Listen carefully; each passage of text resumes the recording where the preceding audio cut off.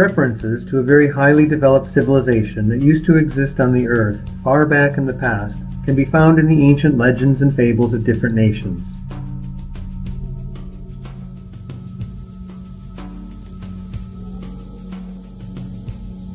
Our remote ancestors called representatives of this civilization gods. God's capacities surpassed human capacities by far. So, the lives of our ancestors were subordinated to the will of powerful gods. Gods established the rules that govern social relations and determine the procedure for the human service of the gods.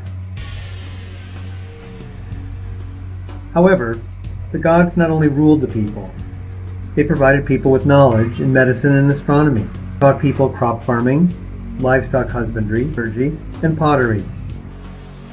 In essence, the entire human civilization was created by gods. Modern academic science classifies the ancient legends and fables as myths, regarding them as fabrications and fantasies of our ancient ancestors. Historians negate a highly developed civilization of gods in the past blankly. Moreover, even discussion of this subject is strictly prohibited among professional historians. Everybody who mentions the god civilization, even as a working hypothesis, jeopardizes his or her scientific career. The situation was entirely different some 150 to 200 years ago. It was legends and fables that served as the main sources of information on the remote past.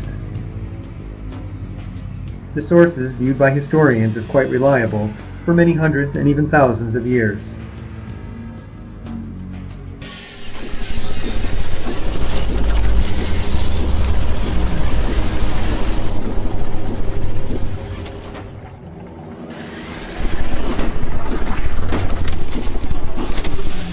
Traces of ancient gods' civilization.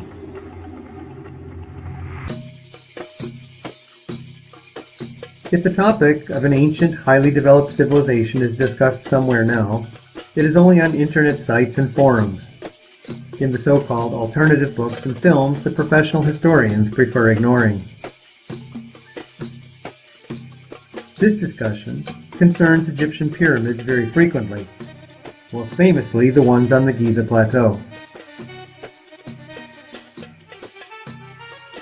Some people try to calculate how many workers it would have taken to erect these pyramids, how much time, money, food, and other resources would have been spent on such construction. With the figures at hand, they try to prove that the Egyptians were unable to build these pyramids. Yet others, using the same figures sometimes, argue that the Egyptians were able to do that, and a highly developed civilization of some gods had nothing to do with the construction. And nobody manages to convince anybody of anything. The issue has been disputed for almost a century, and resembles the infinite run clockwise. Can this run be interrupted? We believe so. For this purpose, we should shift from figures to a very simple logical consideration. The Great Pyramid's weight is estimated at 7 to 8 million tons. The second pyramid on the plateau is a bit smaller. Taken together, the three pyramids weigh about 15 to 20 million tons. However, not only the pyramids were built of large and huge stone blocks in Egypt's antiquity. For instance, there are temples made of blocks weighing dozens and even hundreds of tons on that very Giza Plateau. They're temples of stone blocks of considerable dimensions in Karnak and other Egyptian towns. There's an area of underground tombs regarded by Egyptologists as mastabas, the ancient Egyptian burial sites of the royal family and top officials. In Abydos, there is a structure called the Osiris Shrine in Ancient Stories that is built of thoroughly worked solid granite boulders.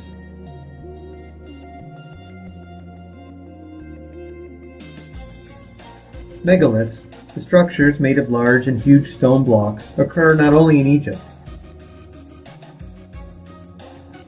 They can be seen, for instance, in Israel, Syria, and Turkey. You can come across them in other continents too. South America is an example where the scope of such construction boggles everyone's imagination. If we sum up the megaliths worldwide, their weight will number in hundreds of millions, if not billions of tons. Billions of tons of worked stone. It's virtually an industrial scale. It's quite obvious that given such a stone construction scale, nobody could work each block to the perfect state. One would even be unable to, even if he wanted to. There'd be spoilage, flaws, and stones deliberately left partially worked.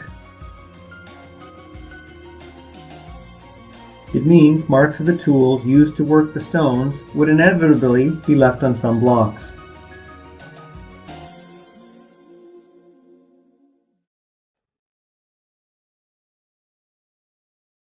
Here's another simple logical consideration. Most people are able to easily determine what has happened to a stick or lump of wood. It's been broken with hands, axed, or cut with a knife or saw. Each tool leaves its typical trace. The same is true for the stone. One can determine by a tool trace on a stone surface the type of tool used to work the stone. And each tool corresponds to the particular level of technology available to the craftsman. Circular saw traces, do you see them? Yes, I do. And here you can trace that they are parallel, right here, like this, circle-wise.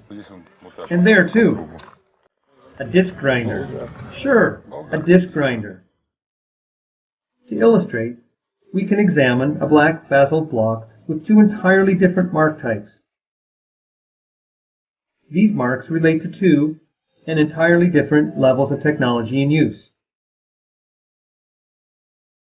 One part of the block surface is obtained by ordinary material shearing with the simplest tools. For instance, a hammer and a chisel. Due to particular features on the material's crystalline structure, the surface is rather uneven, with noticeable cavities. In addition, it has grown whitish. The other part of the same block has a well-polished, darker surface, which is typical of machine processing of stone. For instance, such surface is obtained at modern stonework enterprises by cutting black basalt with diamond circular saws. Shear molding on the basalt block is a sign of such a circular saw. It is a protrusion of a bit more than 1 millimeter high, which was formed in the places where the saw skewed a bit for some reason. The curved protrusion form proves the circular saw use. This basalt block could be used as an illustration in stonework textbooks, but for the following circumstance. The fact is, it was found by archaeologists in Egypt, in a small satellite pyramid near Pharaoh Pepi II's pyramid that dates back almost 4,500 years ago. Historians believe machine production was not in use in the period under Pepi II, nor earlier. Ancient Egyptians had the simplest tools and technologies at their disposal. Their manifestation is the shear block part only. However, by the surface depth and this trace pattern at the boundary of the two parts, a definite conclusion can be made. The material was sheared after its machine processing. What is a circular saw for working such a solid stone as black basalt? The saw should rotate at a fairly high speed so as not to stall in the stone. This rotation should come from some device. An appropriate power supply is necessary for this purpose.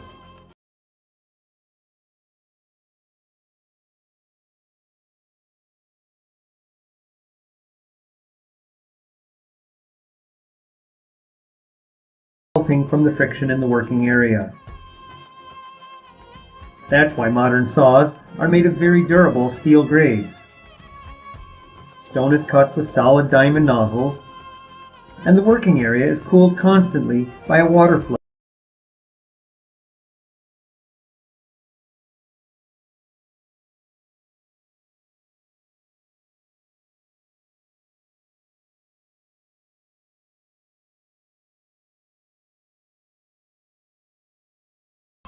The craftsman would represent a civilization with very highly developed technologies only.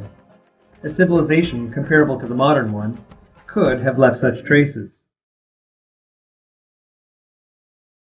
This black basalt block is a vivid example that the ancient, highly developed civilization was the reality, rather than fables or fantasies of our remote predecessors.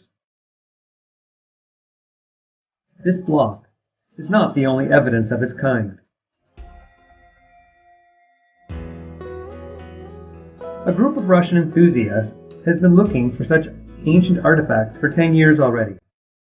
Under the auspices of the Third Millennium Science Development Foundation, they've conducted a number of expeditions to different countries of the world. The Egyptian stone traces of the machine work in high antiquity have been known for a rather long time. Sir Flinders Petrie studied them 100 years ago, having discovered them on a granite sarcophagus in the Great Pyramid. As early as then, Petrie was surprised by the trace parameters corresponding to the equipment that surpassed the then modern equipment by thousands of times. Egyptologists recognize Flinders Petrie's achievements in measuring geometrical and geodesic parameters of the pyramids. However, they maintain a wall of silence on his conclusions about the marks of instruments. One cannot find what Petrie wrote on the subject in any textbooks or academic editions.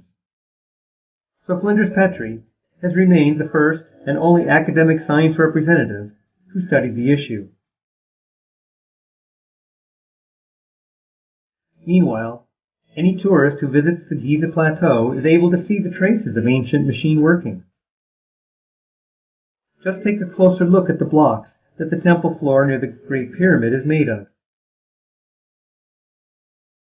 The archaeologists who restored that floor a century ago did it professionally. They made the stones with the traces of instruments easily accessible for study by having placed them along the perimeter. By the way, the trace runs even lower here. Can you see? They cut it like this. And then, by the way, this trace resembles the disc grinder even more. No doubt, a disc grinder was applied here. Some of these marks might have been left by a primitive saw in the case of manual sawing. The others, obviously, relate to some machinery. Many traces look just like a side effect. For instance, there's a block that a craftsman left two deep cuts on. It looks like the craftsman waved his hand with a circular saw or a conventional knife negligently, as if cutting some foam plastic. However, it is the solid black basalt, not some soft foam plastic. And it takes fixed modern machinery to leave such traces. They cut incidentally, just in passing, here and there. The point is, they made one cut, then the second cut. They did what they wanted. All traces here seem to be casual. It's strange. All of them are as if made by chance. In general, all traces we saw in Peru and elsewhere look incidental. A circular saw, of a bit less than 50 centimeters in diameter, left its mark on a black basalt block of a temple floor near the pyramid of Uskara in Saqqara. No restoration has ever been conducted there.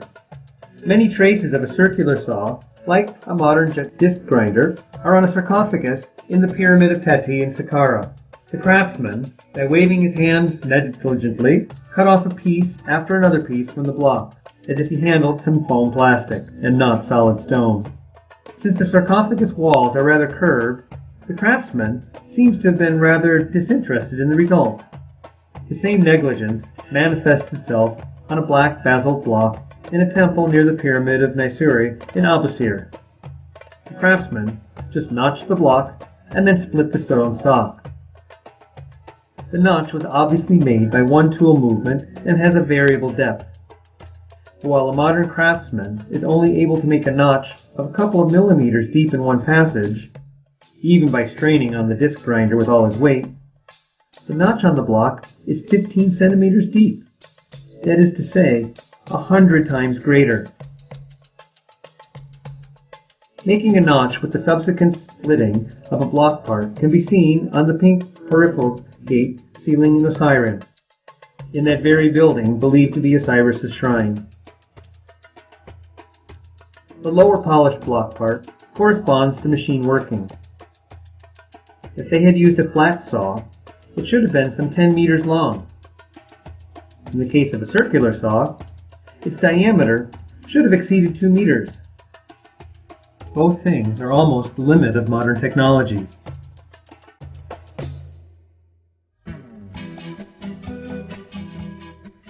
Machinery traces can be found not only in Egypt. There is a famous fortress of Sacsayhuaman near Cusco, the ancient capital of the Incan Empire. Its zigzag walls are made of blocks, some of which weigh over 300 tons, but are fitted almost perfectly with each other, despite a very complex form of side surfaces. Opposite this zigzag wall, there's a dioractic rocky outlet, used by local children and tourists as a natural slide. Not far from this entertainment site, we can see a small cut in the rock, where a circular saw of almost 50 centimeters in diameter left several traces. Excellent traces of a round cutter. Here's one trace, here's the second, and here's even a third one. Here, I think, we can measure the cutting edge width in millimeters. How wide is it? Some 3 millimeters? Yes, 2 or 3 millimeters. 2 or 3 millimeters. Looks very much like what we saw in Egypt and in Greece. The edge width in Greece is 2 to 3 millimeters too. There's a notch in the same rock, a bit aside. It is 1 or 2 centimeters deep and some 10 odd meters long. Show me this. I'll take a picture with your fingers. Here it runs.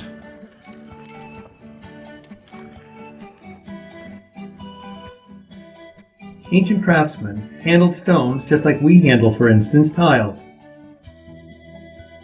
We make a notch with a glass cutter and then split them. However, we're not speaking about ceramic tiles here. Somebody snipped off a piece of rock weighing about 1,000 tons, which still lies nearby. It is far beyond our modern capacities.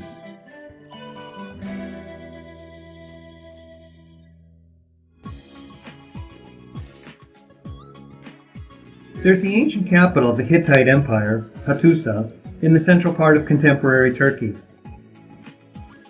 The oldest premises of a local temple are found on a black basalt block that is virtually worked with machinery on all sides.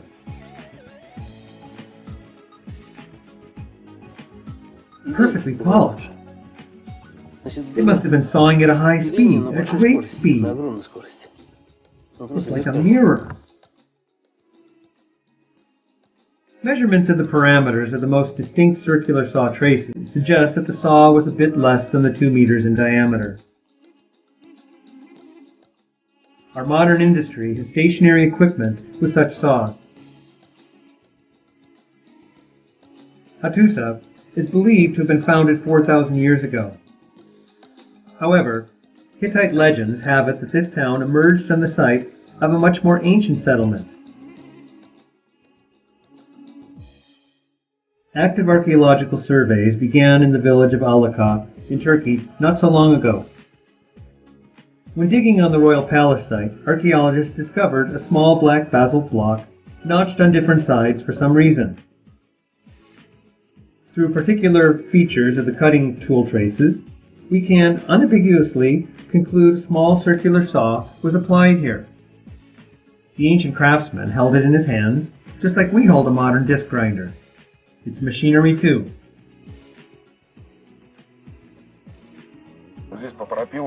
Here, the saw cutting shows a circular saw was used.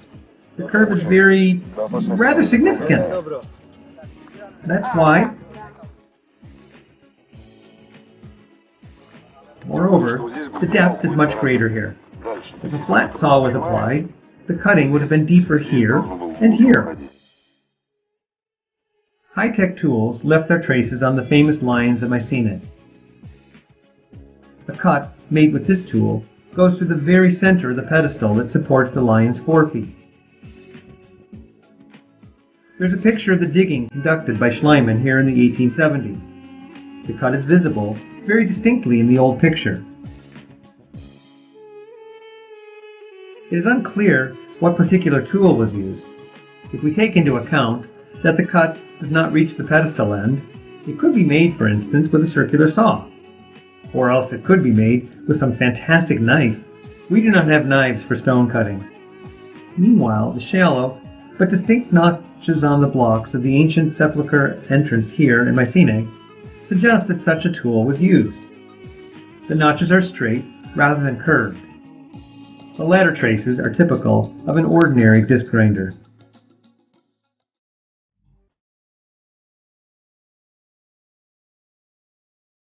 Millions of tourists visit the Karnak temples in Egypt every year. Virtually all of them pass through the two granite gate stands in the central walkway of the facility, in its most ancient part.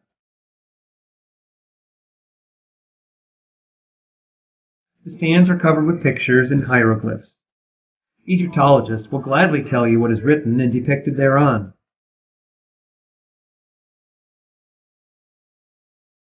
However, none of them takes note of the decorative vertical cuts throughout the length of the stands. These cuts could not be made with any primitive tools. The cut contour is V-shaped. In the deepest part, the cut width is less than 1/10 of a millimeter.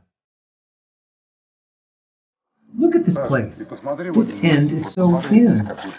Its width is almost zero. Have you put your hand? It's just superb. Not only do we lack such tools, with such tiny thickness, no modern material can withstand the tool loads that occur. Even the thinnest plate diamond threads used in jewelry making now are 7 times as thick. Here, we do not have the jewelry scale. The cut passes throughout the stands of 5-meter-high gates. We have the impression that the ancient craftsman made the cut in a single movement. Where his hand traveled once, the cut deviated. Here's a cut. Do you see how thin it is?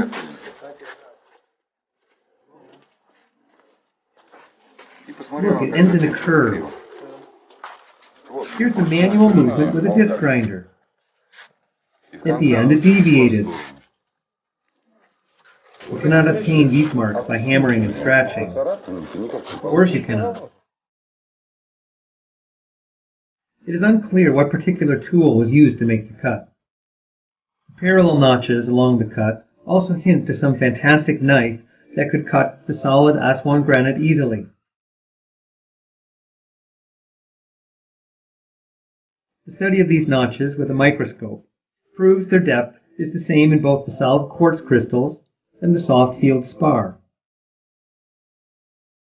It's typical of machinery. The multitude of similar decorative notches suggests the craftsman did not have any difficulty when handling the solid granite. It takes just 2 or 3 hours' walk in the Karnak facility to easily count several dozens of notches.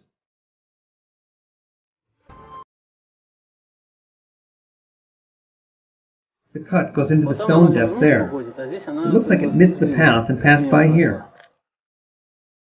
There is a cylindrical cavity, the size of a barrel, a bit less than 1 meter in diameter, in a pylon of the granite block ceiling in Karnak. The equipment for making such holes in granite did not appear until late in the 20th century.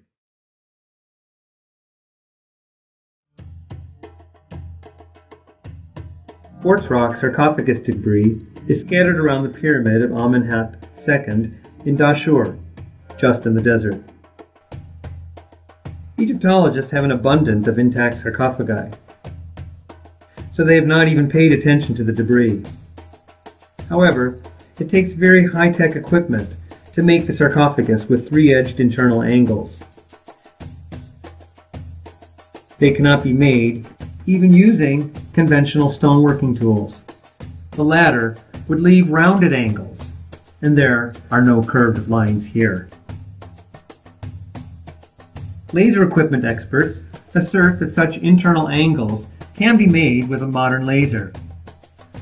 However, the required energy equipment would occupy a couple of big rooms. Quartz crystals have melting traces after laser beam exposure, at least at the micro level. However, no melting traces are found with a microscope. The quartz grain form suggests that some very solid mechanical tool moving at a very high speed was applied here.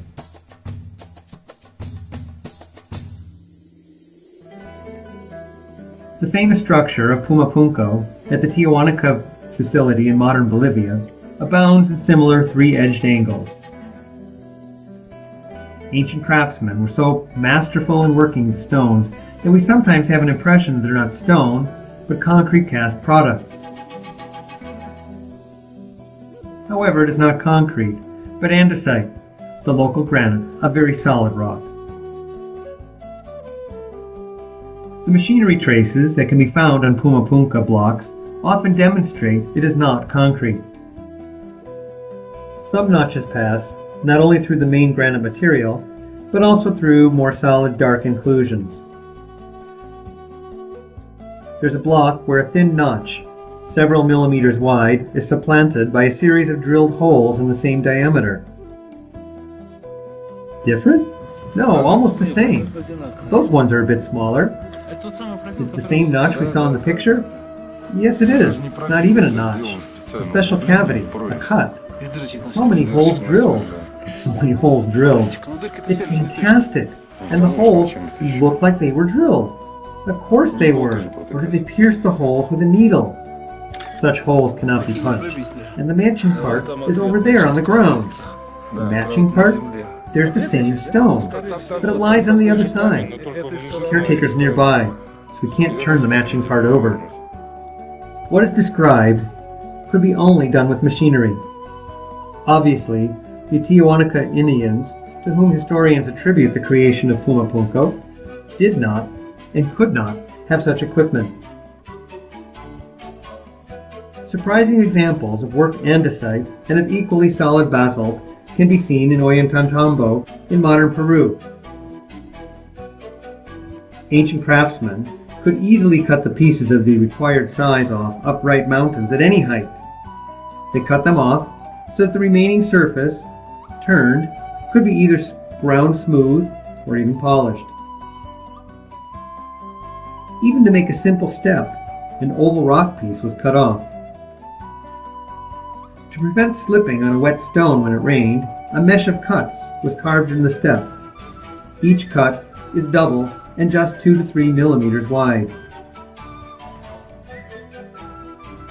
Neither the Incas nor any other local Indian tribes had tools to perform such work. Up-to-date and even more advanced technologies are required for it.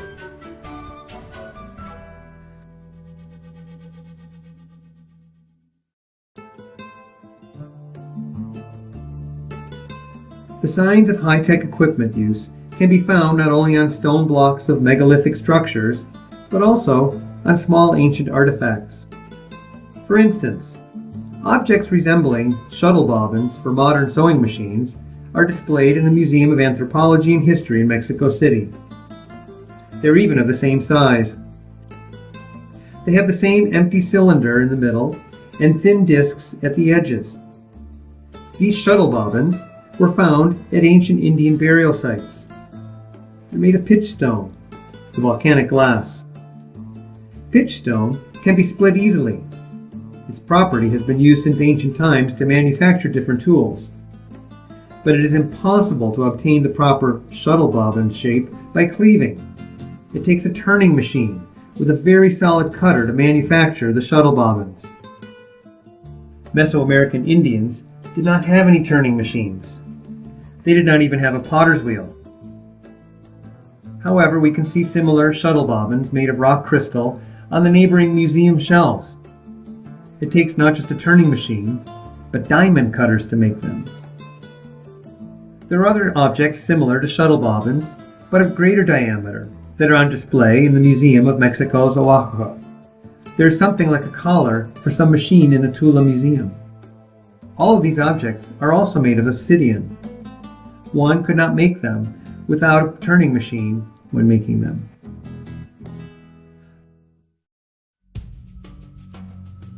For over 10 years, participants in the expeditions arranged by the Third Millennium Science Development Foundation have found traces of high-tech tools on ancient objects in Egypt, Syria, Lebanon, Turkey, Greece, Peru, and Bolivia. Signs of highly developed technologies have also been discovered in Mexico, Ethiopia, Israel, Armenia, Japan, and on Easter Island. The quantity of discovered ancient items with the traces of technology comparable to, and even surpassing the modern level, is long numbered in the thousands. They are not just objects, they are facts, material and quite tangible facts. So, a highly developed civilization's existence dispute can be deemed finished. The presence of representatives of that civilization on our planet in those remote days is proven, evidenced with facts, as science requires. It means ancient gods were the reality, rather than fables and fantasies of our predecessors, as historians say. Yet, the gods were not supernatural beings, but representatives of a very highly developed civilization with capabilities that exceeded those of our predecessors by far. The reality of ancient gods, stripped of their mystic halos, eliminates the main mythological contradiction. Ancient legends and tales resume the status of a sort of chronicle of actual events. The chronicle turns out to be supported with quite substantial evidence, not only the existence of gods.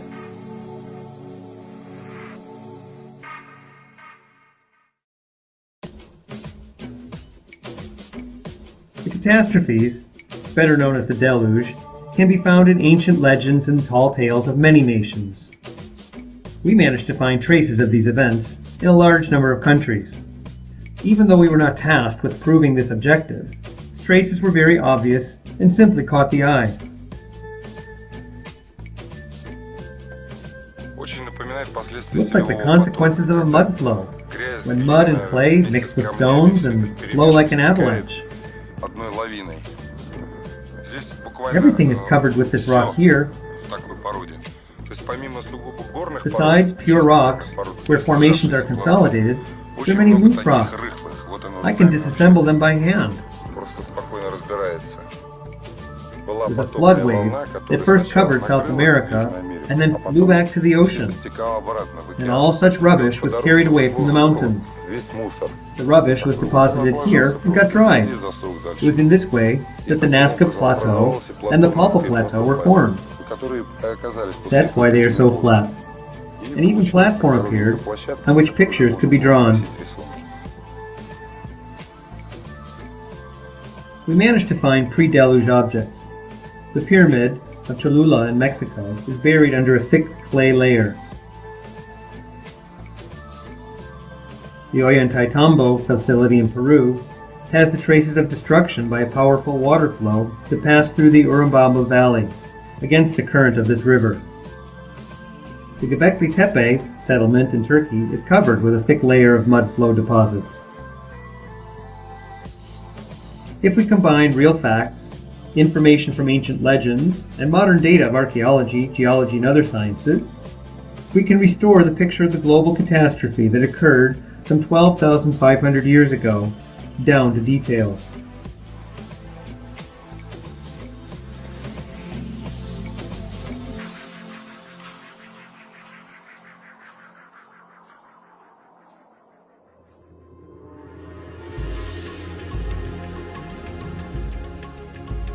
ancient Indian texts say about the War of Gods, a global conflict between representatives of a highly developed civilization in which powerful weapons, including nuclear, were used. Sumerian legends contain descriptions resembling the consequences of mass destruction weapon use. We found material evidence of the War of Gods during our South American expedition, namely, traces of very powerful explosions that destroyed ancient megaliths. In the Bolivian settlement of Tiahuanaca, noticeable shell craters with typically scattered ancient structure fragments are seen in two facilities, in Pumapunco and the Pyramid of Acapana. Similar large-scale destruction is visible in Silustani and Kingu in Peru. In the archaeological area with the fortress of Sacsayhuaman, there are fragments of a temple carved into the monolithic cliff. Huge cliff pieces weighing hundreds of tons were torn by some strong force from the base, boosted into the air, and then thrown to the ground hit and miss. The temple fragments lie on their sides or upside down. These fragments are situated near a round formation regarded by historians as Sacred Lake. During our 2007 expedition, we proposed the version that it was not a lake, but a huge shell crater from the explosion of some charge with a capacity comparable to a modern nuclear explosion. This version could be easily verified using georadar. According to our version, the lake should have had an almost horizontal foundation, and the crater a typical cup shape. 5 years later, georadar surveys detected an underground cup-shaped structure of the lake. Thus, the facts confirm even those ancient legends and fables that seem absolutely fantastic at first glance. These facts indicate the modern view of ancient history should change, and rather drastically.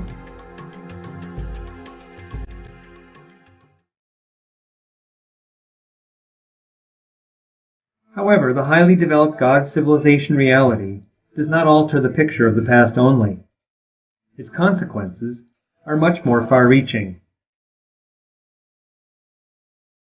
With material traces of the technologies that sometimes surpass even modern ones, there's an opportunity to restore these technologies, or at least find some equivalents.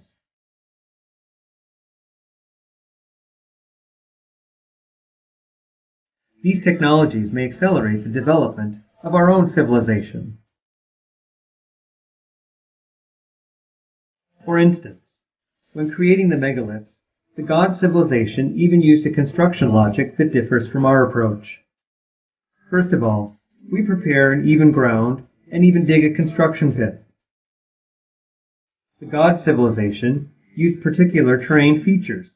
For instance, some Egyptian pyramids rest on rocks that were just shaped as steps. The stonework of ancient structures in South America often fits into surrounding rocks.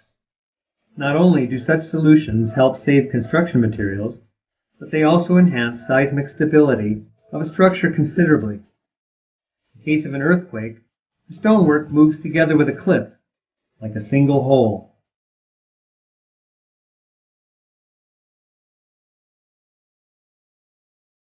We begin with grinding things to powder, from which we make bricks or concrete blocks. The God civilization used natural stone, making minimum changes to the shape of stone blocks when necessary. We pre-manufacture bricks or blocks of a structure and try to fit them together so that they make even walls. The God civilization craftsman first laid a wall and then cut its material off the finished wall, so that as to obtain even surfaces automatically. Such construction logic may seem strange to us, but it is adapted to develop other planets perfectly. There is no advantage to transferring finished structures or construction materials from planet to planet. It is more convenient to handle natural stone, the all-purpose construction material. By the way, this approach would be useful to us before we begin settling on other planets. It would help us save much money and resources when building in hard-to-get-to mountain areas. We only need technologies and mobile tools to handle rocks with different parameters. The god civilization had such technologies and tools, some that we have yet to develop. The results of using these technologies can be seen, for instance, in Peruvian Ollantaytambo. Specialists in stone carving and construction can walk here like an exhibition of achievements. Yet, conventional exhibitions feature the exhibits made by humans, at least in one copy. That is to say, we can make the exhibits. And in Ollantaytambo, there are things we cannot make, and nobody knows when we will be able to make them.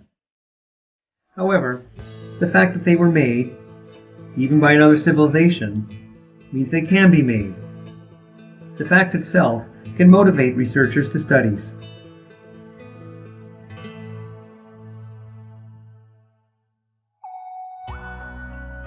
How to look for unknown technologies? One simple consideration can be helpful here. Any tool for processing stones, especially solid rocks, gets chewed up and worn. Small particles of the tool may get stuck in tiny stone surface irregularities. With these micro-inclusions, one can try to determine the material the tool was made of. Laboratory tests of the samples taken at ancient facilities suggest such micro-inclusions in the form of minor particles and even metal chips do remain on stone surfaces for a fairly long period of time. The chemical analysis sometimes shows such alloys that could not be obtained by primitive methods. For instance, there is a semi-worked granite boulder weighing 800 tons on a hill slope in the Asuka Park in Japan. When the boulder surface samples were analyzed, alloy microparticles of copper, iron, nickel, and cobalt were found. The nickel and cobalt contents exceeded their typical contents in mixed natural materials. Of particular importance is the presence of cobalt that is currently used in high-tech industries, including for manufacturing of high-duty tools. Unfortunately, the micro-inclusions are very small. So far, their qualitative composition has been discovered only. Meanwhile, there's an opportunity to get down to their quantitative analysis, which may lead us to the alloys and the secrets of the gods' civilization metallurgy. Legends and fables of different nations hold that the gods gave metallurgy to humans. In recent years, the studies of ancient metallurgy centers have provided much proof of the fact that humans received off-the-shelf metal smelting technologies.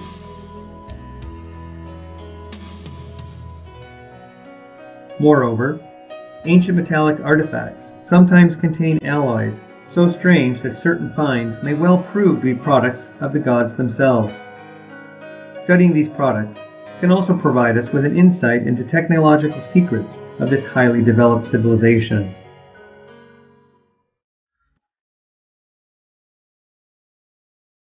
However, the use of machinery was not the only stoneworking method of the gods' civilization. In our expeditions, we came across signs of stone handling in its plastic state, like ordinary plasticine. Hence the term of plasticine technology appeared.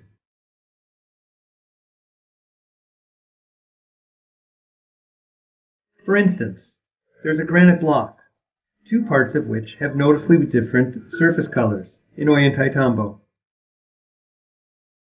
The upper part is as if covered with a yellow tarnish.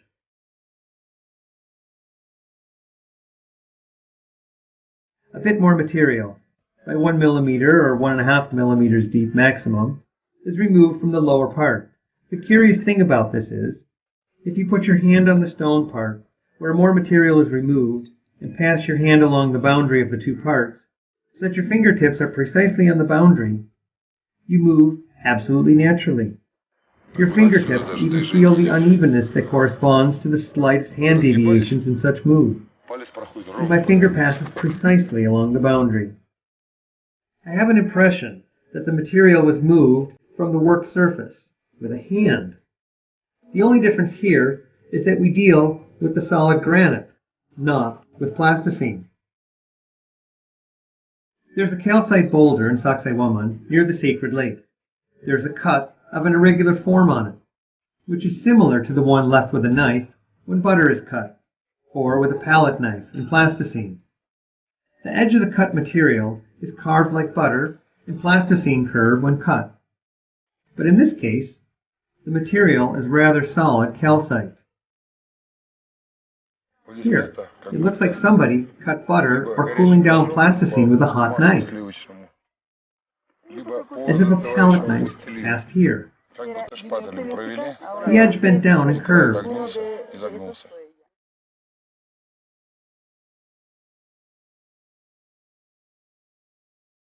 Some structures in Machu Picchu demonstrate handling of solid granite so skillful that we have an impression that the stone was worked in its plastic state.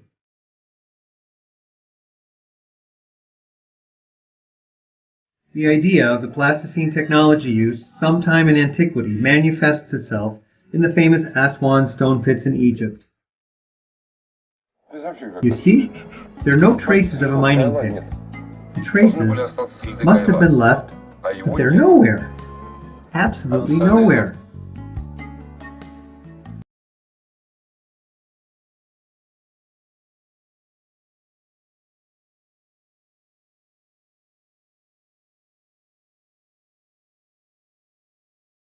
Scooping, more solid dark incisions were cut together with the main granite rock, and the obtained surface turned to be almost polished.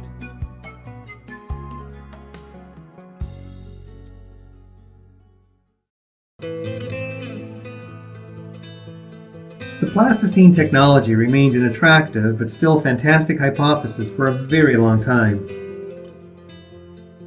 In 2013, during the expedition to Easter Island, several blocks with very strange traces were found in the stonework of a platform. It looked like someone moved a finger on soft plasticine, rather than the solid stone. Particular features of the traces are typical of work with a plastic material. In some cases, the nature of these traces enable us to reconstruct even their application procedure. Where two lines intersect, one can see that the material is displaced in the direction of the later line. The Easter Island platform eliminates all doubt. The god civilization actually mastered the technology, whereby stone, or its upper layer, was first transformed into a plastic state, then processed, and then solidified.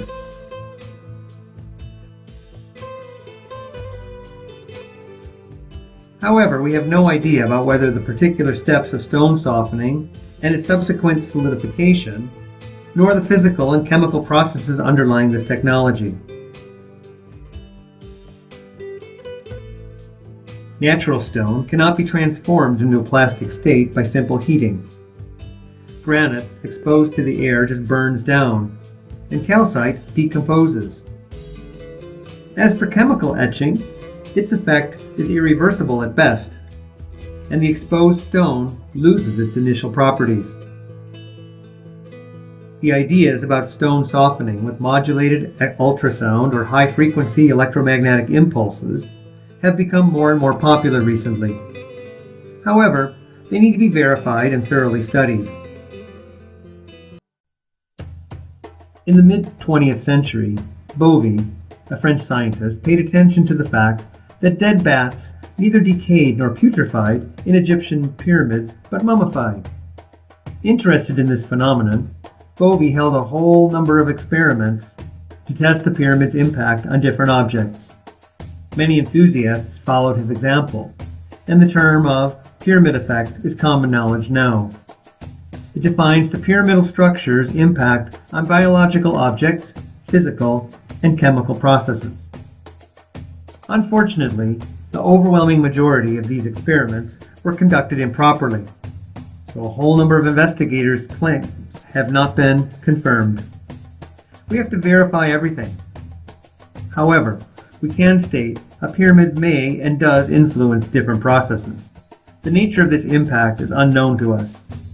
Furthermore, it does not fit into modern scientific knowledge, as it is the pyramid shape that produces the impact. Nonetheless, this impact is recorded in experiments. For instance, geophysical studies suggest pyramids increase the seismic amplitude somehow.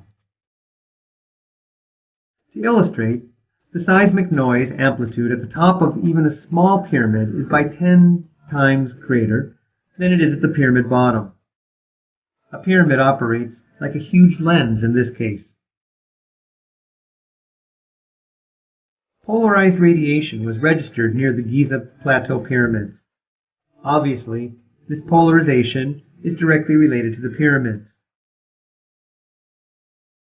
Experiments with semiconductor noises suggest the Egyptian pyramids produce some impact even at the atomic level. We managed to conduct a series of the simplest biological experiments. Seeds of ordinary peas were placed in a pyramid for some time and then sprouted and compared with a reference group. Studies suggested that even a very short time inside a pyramid, just for several hours, caused something like a shock to the seeds. A long time inside a pyramid led to an accelerated drying of the seeds and their significant inhibition. For instance, 15% of the seeds that had been placed in the Red Pyramid in Dashur for 12 months did not sprout at all, while all of the reference group seeds sprouted.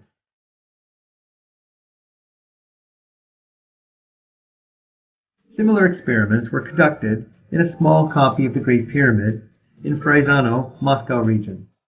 Of course, the built copy was much smaller than its original, but scientists were able not only to keep but also to sprout seeds in the pyramid. Research suggested the seeds inside the pyramid sprouted much sooner than in the reference pit of the same depth under the same conditions. In general, different experiments allow us to propose that a pyramid produces a direct impact on the speed of time. It goes beyond the modern scientific knowledge, but does not contradict the law of physics. The parameters of the Giza Plateau structures and the machinery traces there lead to the conclusion that the pyramids and the temples were created not by the Egyptians, as historians assure us, but by the highly developed God civilization. Therefore, certain scientific knowledge that civilization had stands behind the pyramid effect. As research suggests, that knowledge surpasses the modern scientific knowledge by far.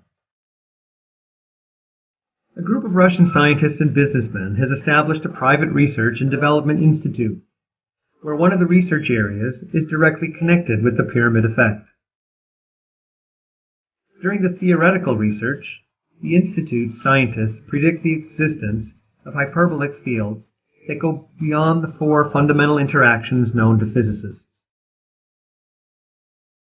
The very first experiments held at the institute proved these fields truly existed.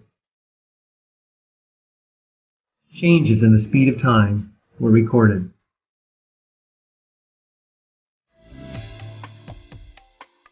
To summarize, the reality of the ancient civilization not only makes us rewrite history, but also enables us to develop our technology and scientific knowledge. By studying ancient artifacts from that point of view, we can transform history from the science that just describes the past into the science that helps build the future. Whether or not we use this unique chance depends on us only.